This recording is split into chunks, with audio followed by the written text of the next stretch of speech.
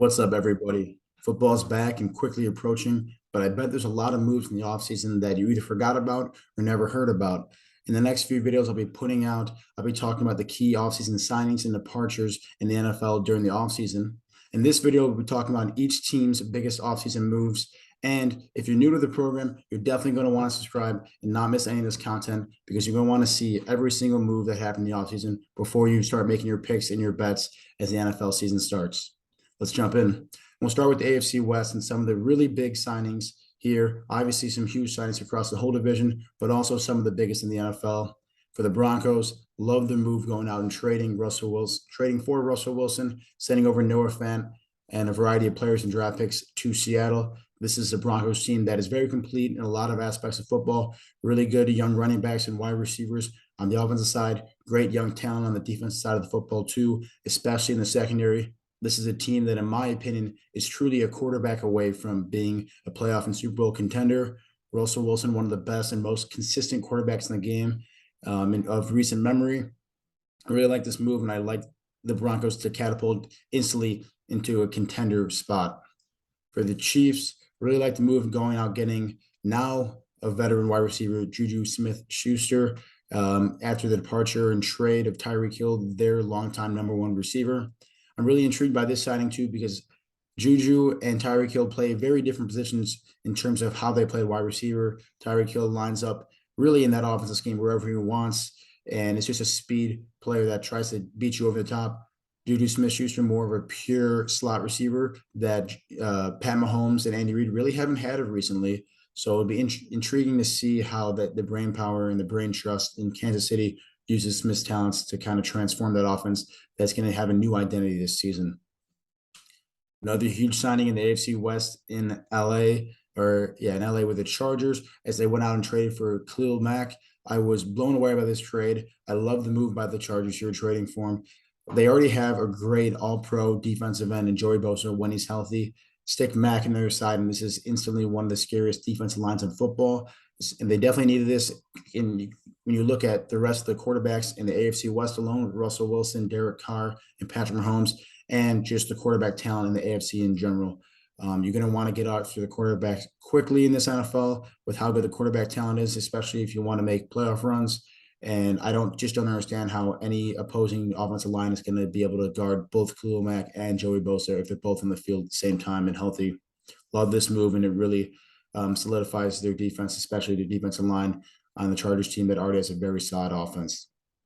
And then the biggest move in this division, in my opinion, and possibly the NFL, were the Raiders going out and signing Devonta Adams to a monster contract, reuniting him with his college teammate and Derek Carr out there in Las Vegas. I love this because the Raiders already have two very solid receiving options in one of the best route runners and slot receivers in Hunter Renfrow, and one of the most dynamic and better pass catching tight ends in Darren Waller. Then you go and add Devonta Adams, who is not only the best receiver in football, but one of the pure outside wide receivers in this league. Definitely a go-to guy in third downs, go up, jump ball type receiver, can really do it all. So if you're a defense lining up trying to stop this passing attack, I don't understand really how you're going to stop Adams, Renfrow, and Waller at once. It'll be very interesting to see how teams game plan against that offensive passing attack. I expect Adams and Carr to jump off really quickly, build some rapport, and get going very early on in the season. Keep an eye out for that passing attack in Las Vegas. And I really think all around in the AFC West, some great signings that made these teams all a lot better. Moving on to the AFC East, speaking of moves that made a team a lot better, the Bills went out and signed Von Miller to a nice 5-year deal. This was really big for Buffalo as they're obviously the Super Bowl favorite and one of the best teams in the league. Very well-rounded and balanced team, but what they've always been missing in the past few seasons at the very least was a pass rusher that can go after the quarterback, and a speed rusher at that. And Von Miller is going to be a really big addition to this Bills team that is very solid in the secondary, very solid passing attack. Josh Allen picks up the run game too.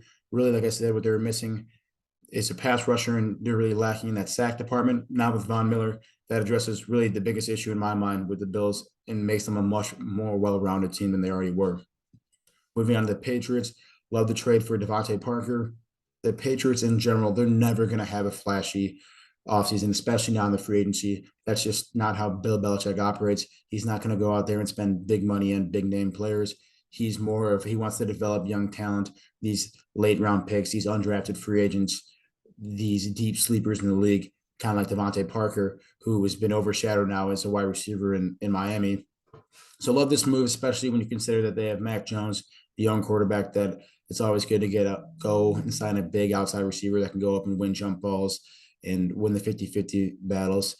Again, Patriots never going to make any flashy moves in the offseason, but I like this Parker trading and signing to kind of help make this offense a little bit more explosive and get a little bit more weapons in that passing attack that's been lackluster as of late. Mentioned Tyre Kill leaving the Chiefs, traded to the Dolphins. Great move for them as they're really going all in this season, and they're starting to really pick up the pieces on offense. I love Tyre Kill being opposite side of second-year receiver Jalen Waddle. Love that for both of them. Jalen Waddle, now as a developing second-year player, is not going to be lining up against the opposing team's number one cornerback. That is going to allow him to develop a lot more and, win a lot of matchups against the team's second or third best defensive back. Tyre Kill is just a different breed. Double, single, triple team this guy. He's still got the speed to blow the top off the defense and win just about any matchup. It's something about Tyre Kill that you just can't quantify at wide receiver. Just adds a completely different dimension to an offense, and it's going to be very interesting seeing his connection with Tua in that Miami offense. The Jets love the Laken Tomlinson offensive tackle signing from the 49ers. Love this for a couple of reasons. Obviously, it's going to strengthen their own line, and that's very key at this point because they have a really young quarterback in Zach Wilson who is turnover prone. So buying him a little bit of extra time in the pocket won't hurt at all, and hopefully will help his decision making. But also drafting Breece Hall, one of the first running back drafted in this year's draft class, getting a stronger offensive line to move the trenches and get a better run game is going to help the Jets too. So building this offensive line, it should be paramount and a big focus for the Jets, not just this year, but moving forward as well with the young talent they have in offense. The AFC North, a lot of really good signings here too, with my favorite being Marcus Williams for the Ravens. I think people quickly forget how solid this Ravens defense is, especially in their secondary, given how much injuries plagued this team last season. Getting Marlon Humphreys and Marcus Peters back at cornerback is going to catapult this defense into a dimension that we saw 2 years ago. Add rookie cornerback Kyle Hamilton out of Notre Dame, along with Marcus Williams at safety. This has quickly become overnight the best secondary in the NFL. It's going to be a no-fly zone in Baltimore, given Williams, Hamilton, these two cornerbacks coming back from injuries. I'm going to love watching the Ravens defense this year because of that secondary that I just mentioned.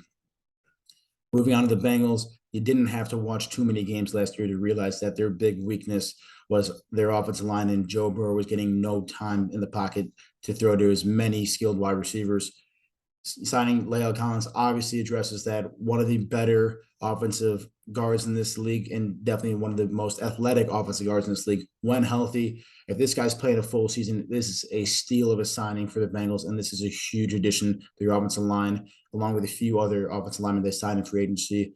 This is going to be a much more solid front for the Bengals, and it should give Joe Burrow a lot more time in that pocket, which is going to be scary given how good he is and how good the wide receivers on this team are.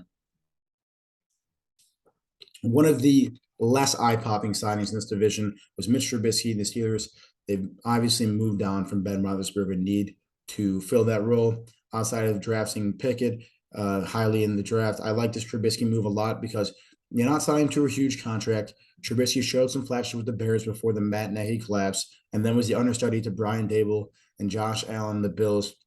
You had to think he learned a thing or two at Buffalo. You had to think he got a little bit better under the tutelage of the brain trust there. I'm really excited and hoping the best for Mitch Trubisky of the Steelers. I think it's a great low-risk, high-reward move from the Steelers.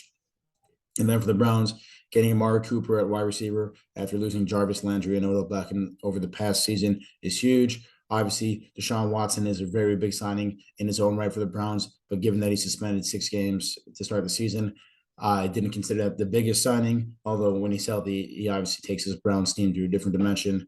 But wide receiver was definitely something the Browns needed to address because they're very solid just about everywhere else. They are a top 3 offensive line. They have the top running back room in football. great, absolutely incredible secondary. And then also one of the best pass rushers in Myles Garrett. Not a lot of holes in this team besides wide receiver. I thought getting Amari Cooper is exactly what the Browns needed to do. And I think this AFC North team, with all these signings that I mentioned, it seemed like every team kind of addressed what they needed to. And outside of the Steelers, I think it's going to be a very competitive division. Moving from one very competitive division to one very uncompetitive division in the AFC South, Colts did what they had to do and replaced Carson Wentz, signed Matt Ryan to a deal, veteran quarterback. This isn't something that's very flashy and isn't not going to turn a lot of heads, but I really like this Matt Ryan signing because he's not going to win you a ton of football games with the skill. He's not the Matt Ryan that he used to be, but he's really not going to lose you too many games either, especially not behind this great offensive line and running back with Jonathan Taylor. He doesn't have to do too much. This run game and the Colts defense is going to control most of the game. As long as Matt Ryan doesn't give it away, this Colts team is going to win a lot of football games. Moving on to the Titans, the number one seed in the AFC last year, after losing Julio Jones and A.J. Brown, who was one of the best receivers in football, they decided to place him with Robert Woods. And what can I say? Robert Woods, he's good. I like him a lot, but he's not a number one wide receiver.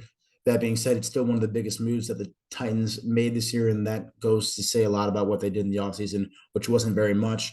I think that this kind of represents a downfall in the Titans and how good they're going to be. Don't underestimate the coaching staff there and Mike Vrabel, one of the smartest coaches in the league that can, do a lot with a little, not as much talent on paper, but he give him the right personality, makes things happen. I don't think the Titans are going to be the best team in the AFC, not by a long shot this year, but don't be shocked if they still win this division with seemingly much less talent than the Colts. And then two teams that are certainly rebuilding, the Texans and the Jaguars. Texans, great draft with Derek Stingley Jr. in the third overall pick. Honestly, you get the third overall pick in the NFL draft. It's hard to make that look bad, but I think this Stingley guy is very explosive and going to be a great cornerback in the league and a great addition to this Texans team that is really poor and has a long way to go to rebuild. A little bit farther along in the rebuild process are the Jaguars, and I love this pickup with Brandon Sheriff, one of the best interior linemen in the NFL. Has been at the top of his class for a long time now. It's usually like him and Quentin Nelson when I think of some of the best guards in the game. Getting him is going to really help out, again, another young quarterback in the league in Lawrence, and then getting Travis Etienne back at running back. Sheriff's going to help in the run and pass game and to get him make this offensive line incredibly better just with his presence alone. Love that signing for the Jags. Moving on to the NFC West, I don't know how the Rams keep doing this stuff. It seems like they have unlimited money to throw around. They get the longtime best linebacker in the NFL, Bobby Wagner. Just look at that picture of him. Jesus Christ. This is a Rams team that's obviously coming off a Super Bowl win, has great wide receivers, great guys in the secondary. Aaron Donald, the best player of our generation, and now they add Bobby Wagner, a linebacker. There's nothing really I have to say about this signing. They just got a top tier linebacker in the league when they already have the best cornerback and the best D tackle / DN in football. This defense immediately took a step up. Bobby Wagner is basically a quarterback playing linebacker. He's an incredibly sharp guy that just knows how to read defenses. And this Rams team just got so much better instantly by one signing after they won a Super Bowl. It's crazy. Niners love the signing of Charvarius Ward, cornerback that they got from the Chiefs. Niners are a very complete team that I think are just a quarterback away from being an incredibly competitive football team. Their offense, and especially their run game, is very, very solid. And when you get guys like Nick Bosa and the best linebacker in the league, and Fred Warner, you don't need much more besides a cornerback position. They lost a few key guys there, so I think getting Ward was a huge pickup that's going to help preserve this team and help keep them competitive if Trey Lance can step up at quarterback. Markeist Brown is a recent acquisition for the Cardinals, who traded for him, their first-round pick from the Ravens. Even more important in this move because of the fact that DeAndre Hopkins is suspended the first, 6 games of the year due to PEDs.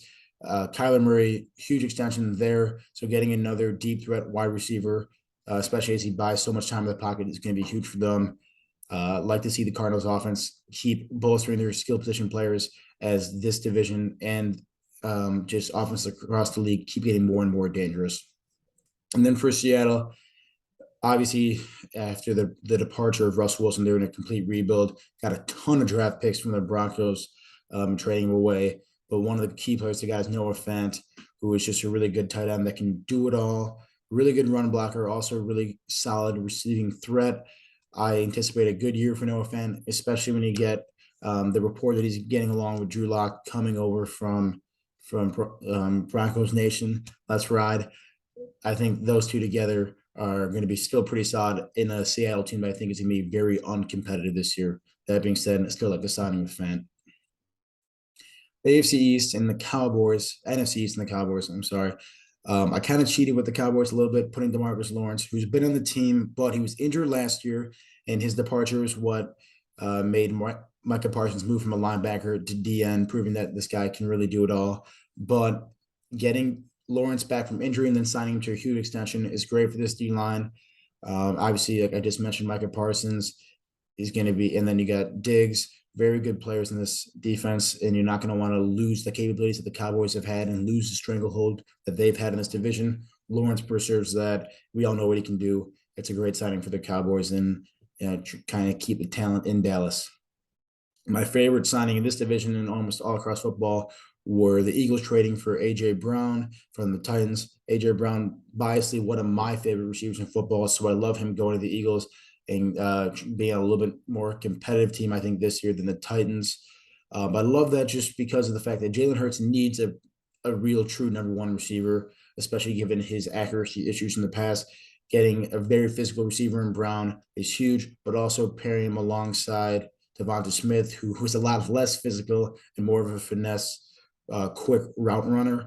Smith, who's still developing, not going to have to take on the number one cornerbacks in this league and in this division. It's going to help him a lot. And A.J. Brown is going to help out any quarterback in this league. And this is definitely a team of the Eagles that needs help at wide receiver. So absolutely perfect trade and sign for the Eagles. Washington, I think they're not getting enough credit for this Carson Wentz signing. Yes, he is an imperfect quarterback that looks terrible sometimes with the mistakes he makes, but he's also very capable and very talented when he steps up and when he puts those pieces together and it clicks in his mind. He's a great quarterback. This is a team in Washington that drastically underexceeded my expectations for them last year. A lot of the core team is still there. I expect the defense to figure it out this season. Love Terry McLaurin, love the running back room they got there in Washington. I think Carson Wentz, if he can just filter out those bad mistakes that seem to plague him some games, this is a great signing for Washington. And then for New York Giants, a team that is also rebuilding and seems to never really be able to put it together due to the draft picks and offseason moves they make, finally seem to get something right with Evan Neal, who at one point was going to be a top 2-3 pick in this draft, slips to the Giants, who had a couple high first-round picks. But this seems like a can't-miss prospect to me, a guy that's going to make an immediate impact on this Giants offensive line when they've had absolutely no skill there for the past 5+ years. An absolute A+ draft pick by the Giants, getting Evan Neal out of Alabama. In the NFC North, I really thought that Aaron Rodgers was out of Green Bay. I just thought there was too much salt in the wounds, too many hard feelings there for him to come back. But money talks more than anything else, and that's what brought Rodgers back to a huge extension. Without him, the Packers are just flat out not going to win this division, and they're not going to be competitive. And that's the way it's been for the entirety of Rodgers' career. He's really been carrying them. But for the first time in a long time, I think the Packers' defense is now the strength in this team. It's going to be very interesting to watch what Rodgers can do without Devonta Adams this season. But nonetheless, the Packers getting him is paramount to the Packers in Green Bay success. For the Bears, very disappointed in their offseason this year, but really happy with this Lucas Patrick signing on the offensive line. Justin Fields is a blossoming talent in the NFL quarterback, one of the most explosive and dynamic young players that this game has. The Bears got to give this guy more time in the pocket to do his thing. Besides Lucas Patrick, they didn't too much for him, either at offensive line or the wide receiver weapons, but very happy with the signing as He'll get a little bit more time at quarterback, and David Montgomery, who's showing to be one of the most underrated running backs in the league, has a little bit boost on the offensive line as well. Lions this offseason made a lot of, to me, questionable moves. They got DJ Chark in a flurry of other younger wide receivers that I think they overpaid for. Nonetheless, the Lions' biggest move was DJ Chark, who's a pretty solid young wide receiver. Got a lot of upside, though, so I like that in this signing in Detroit. They're not paying him a ton of money for how inflated this wide receiver market in the NFL is, but still a little bit more than DJ Chark has seemed to prove in my mind. That being said, he's a young receiver that has a lot to prove, and that signing could be proven to be a value deal when we look back at it in a few years. And then rounding out the NFC North with Minnesota. Love this Darius Smith signing. Again, a little tail on the other side of the coin here for the Vikings. I mentioned the Packers, their defense is finally outshining their offense. In Minnesota, it's actually the opposite. For a team that used to be very solid on the defensive front for a long time, it's now their offense, led by Justin Jefferson, that is outshining this defense, and a defense that was played with injuries last year as well. But getting Darius Smith is huge. It just is a veteran, really good pass rusher, also going to help out in the run game. Really bolsters that D-line quickly. Love this signing for the Vikings. And they also made a couple other key signings to bolster that defense too, but Darius Smith definitely being the biggest one. With the AFC South, how can you not mention Tom Brady? Again, a little bit of cheating because he was on this team last year, but people forget he retired for a good maybe 2 weeks before he came back. So without Tom Brady, this Bucs team is certainly not a contender. Everything starts at the quarterback position in the NFL, and Tom Brady's the best to ever do it. I think him coming back, along with the other pieces that they brought back on in this offseason, are going to position the Buccaneers for a Super Bowl win. That's right, predicting the Buccaneers Super Bowl win, led by that man, Tom Brady. Obviously, great signing for the Bucs. How can he argue that? For the Panthers, getting Baker Mayfield from the Browns was pretty good. I mean, there's a lot of talent on the offense in Carolina with Robbie Anderson, DJ Moore, Christian McCaffrey. They got a lot of pieces. Sam Darnold wasn't the answer. It's a big question of whether Baker Mayfield will or won't be. Obviously, he was really hurt last year with that torn shoulder labrum. When he's healthy, he seems to be a pretty competent quarterback. We'll see what he can do in Carolina. But I do like this, and I think there's some upside with Mayfield being the former #1 overall pick and showing flashes of talent in Cleveland. For the Falcons, a team that is in major rebuild after getting rid of Matt Ryan, Julio Jones a couple years back, and now their star receiver, Calvin Ridley, being out a full year due to suspension for gambling. Drake London, the great wide receiver that they got in this draft, that I am very much anticipating to have a great season and looking forward to watching this year. Coming out of a great system in West Coast offense and at USC, I expect him to really hit the ground running when he comes in the NFL. Doesn't have the best quarterback in terms of passing with Marcus Mariota, but at least gets a veteran quarterback that will help him develop. And I'm really excited to see what he can do this season and in the future. And then for the Saints, getting one of, if not the best safety in the league, Tyrann Mathieu, is going to help their defense after losing Marcus Williams, like I mentioned, when he went to the Ravens. Love this move to keep the Saints defense strong. New head coach Dennis Allen, who was their former defensive coordinator, is a defensive mastermind and going to find a lot of ways to use Mathieu, which I'm really excited about. And excited to see this Saints team that I think people are underestimating, again, with the addition of Mathieu and the resurrection of Michael Thomas after a while, and a couple other key draft picks. I think this team might exceed a lot of people's expectations. So love Tyrann Mathieu signing for the Saints and love to see what he's going to do this year. And that is each team's biggest offseason signing. I'm hoping you guys enjoyed that video. We got a lot more videos to come with offseason signings. There's going to be a lot of different videos coming out soon that's going to walk you through each and every single addition and departure to every single offseason team. You're not going to want to miss that. Like this video, subscribe to this channel so you can keep seeing that content and you can be completely prepared for when the NFL season rolls around. You're going to know each and every single one of the offseason moves that take place. All right, thanks guys, and catch you on future videos.